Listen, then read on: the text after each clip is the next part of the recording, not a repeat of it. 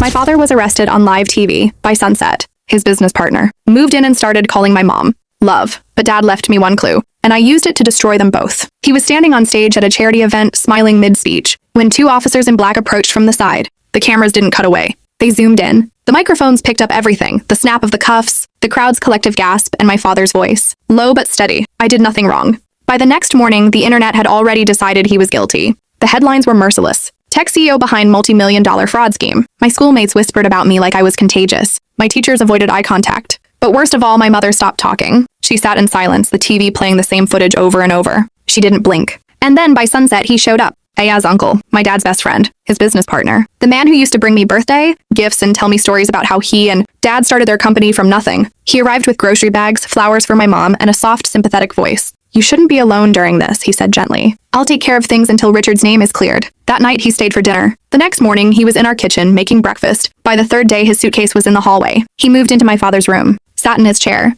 wore his slippers, and every morning, drank coffee from Dad's favorite mug like he owned it. But what truly made my skin crawl was the first time I heard him say it. "Get some rest, love," he told my mother. She didn't flinch. She didn't correct him. She just quietly nodded and turned away. I wanted to scream, but I didn't. I watched. I listened. And I waited. Days passed. My home transformed into something unfamiliar. Ayaz started acting like the man of the house. He'd come home late, sometimes drunk, and laugh too loudly at dinner. He started calling me kiddo, the same word Dad used, but when Ayaz said it, it felt mocking, invasive. I stayed quiet. I started locking my door at night. One evening, unable to sleep, I walked into Dad's old study. Everything was covered in dust, untouched. I looked around at the bookshelves, the desk, the drawers. I wasn't sure what I was searching for. Some piece of him?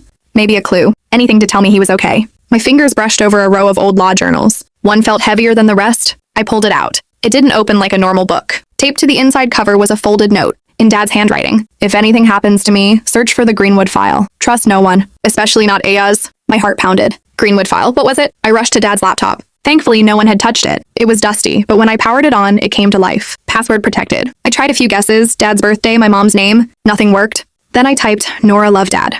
It worked. I clicked through the files looking for anything labeled Greenwood. Nothing came up. I dug deeper, searching hidden folders. After nearly an hour, I found one buried under layers of old project data. The folder name, Greenwood 7X. It required another password. I thought hard. Greenwood was the name of the street where Dad and Ayaz first opened their tiny startup office. I typed Greenwood 2015. The folder opened. Inside were dozens of documents, audio recordings, scanned contracts, and two folders marked Ayaz calls and bank records. I didn't know where to begin. I clicked on the first audio file. Dad's voice. "Ayaz, this isn't right. We can't move funds from the investor account. That's fraud. Ayaz, we've done it for months. Don't act holy now. Just sign the release form. Dad, if we get caught, Ayaz, if you back out now, I'll throw you under the bus. Don't forget, my name isn't on any of the paper trails. Yours is." I stopped breathing. My dad had been set up by the man sleeping in his bed. I copied the entire folder to a USB and hid it inside a hollowed-out book in my room. Then I went to school the next morning with one goal: get this to someone who could help. There was a journalist who had interviewed my dad for Forbes 2 years ago. She'd written an article calling him the ethical tech innovator. I found her email and sent her a message using a fake name. I attached the audio file and wrote, "This is bigger than you think. Please listen." That night, I returned home to find Ayaz sitting on the couch, sipping coffee, his legs crossed just like Dad used to do. My mom sat beside him, her eyes vacant.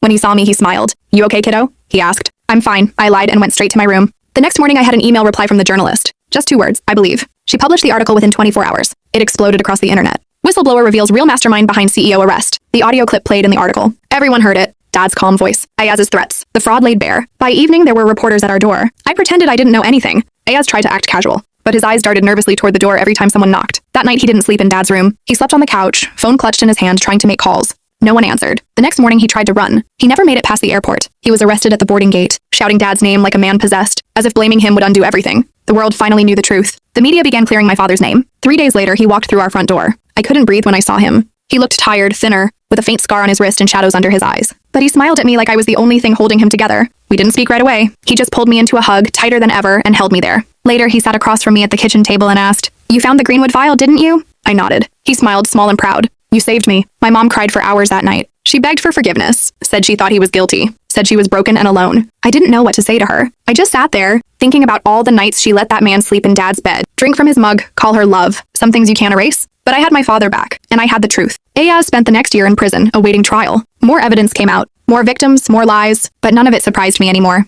Dad slowly rebuilt his reputation. He refused to go back into business. Instead, he started teaching ethics and entrepreneurship. He told his students the truth always comes out eventually. I sat in on his first lecture. When he introduced me to the class, he said, "This is my daughter, Nora. She's not just the reason I'm standing here. She's the reason I'm free. And for the first time since everything happened, I felt proud, not just of my dad, but of myself. Because sometimes the world underestimates girls like